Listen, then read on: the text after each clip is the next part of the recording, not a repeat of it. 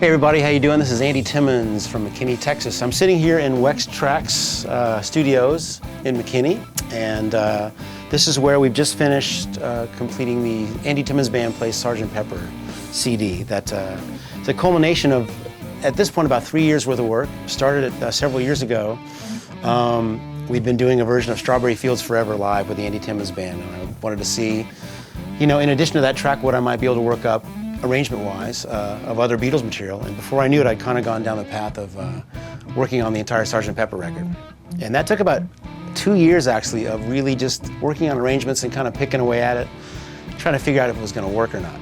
That was a challenge. But as I gained a little bit of momentum and we started playing some of these songs live, it really came together. So today I'm going to talk to you a bit about some of the recording process, the gear that was used, the guitar, signal path, all the things that happened to get some of these tones recorded.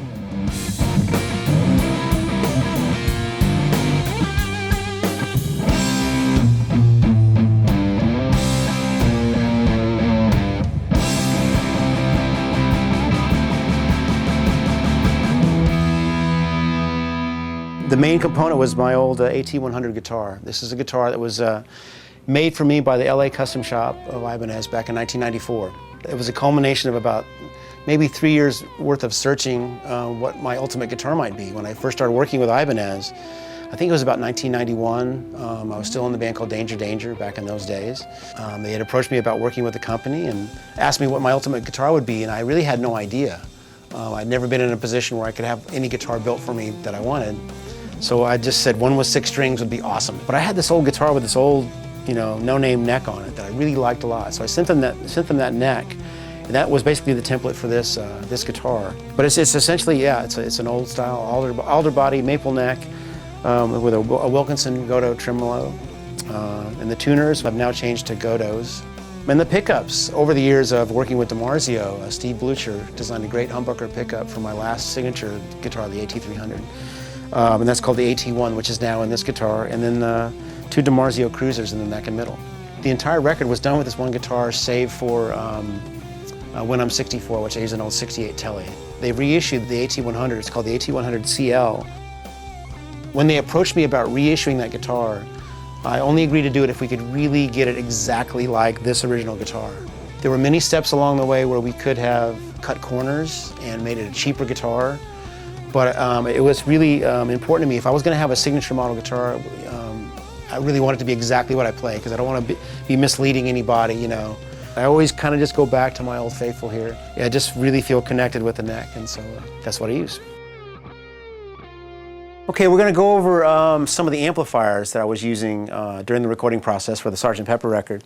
I should point out that we approached the recording of the Sgt. Pepper record pretty much identically as we did the Resolution CD, our previous CD, which was that there was only going to be one guitar performance on each track. So, you know, guitar tone had to really be strong, had to really be bold, and take up a lot of the sonic spectrum. That Resolution record was actually done with these 2 old Marshalls over here. It's a 79 JMP and a 68 Plexi, both running loud and clean with like an old tube driver and some echo plexes in front of it. Over time, my live rig has really been comprised of some Mesa Boogie gear.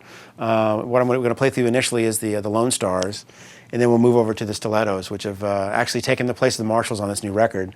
It's basically 2 Lone Stars at one time. I'm running into the front of the amp, splitting it with a TC Electronics multi-effects, and then running one side back into the main master head, and then the other side of the effect into the effects return, so it's a stereo signal. You get the stereo image there.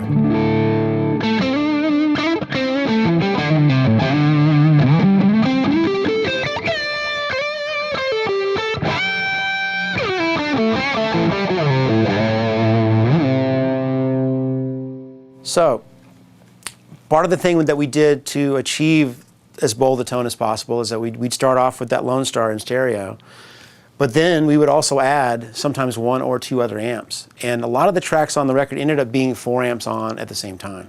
But when it's all singing and working together, it can be this really massive tone. There's a couple ways that I run the Lone Star, actually. Right now I've got I've got the Lone Star on the lead channel, so that's the thing that really drew me to it initially, was that it's just got a really nice beefy warm tone without being too saturated. So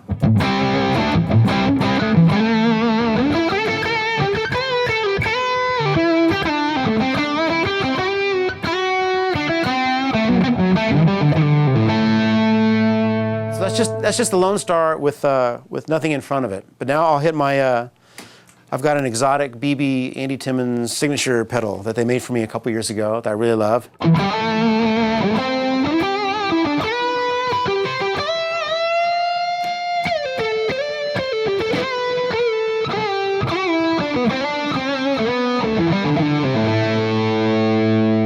So that just gives the front end of the amp enough push to give that kind of warm singing sustain as I'm trying to sound more like a singer.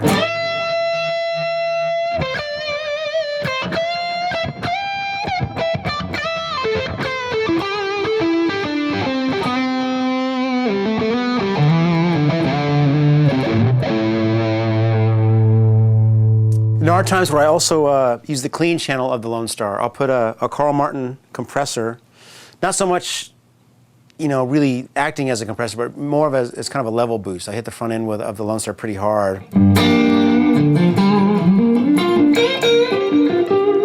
So a song like Strawberry Fields, where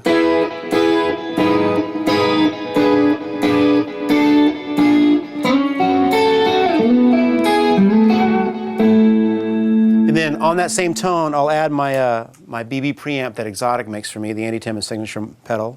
So adding the BB on top of the Carl Martin into the Lone Star sounds like this.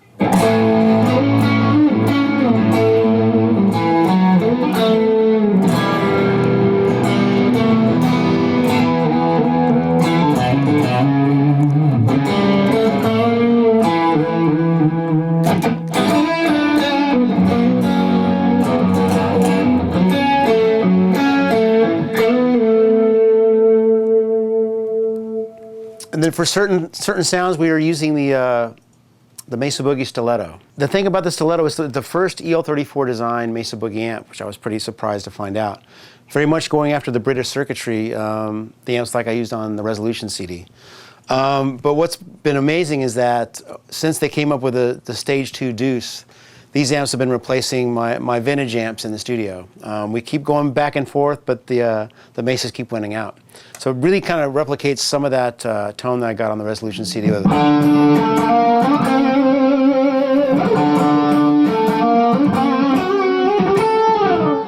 the way we're achieving that is actually it's running the amps loud and clean, so the actual amp tone is a very clean sound. I'm adding an old TubeWorks tube driver.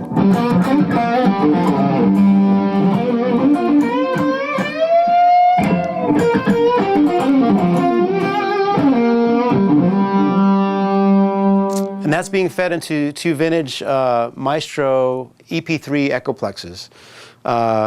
Really, obviously my favorite echo unit of all time. Nothing can beat a nice tape delay where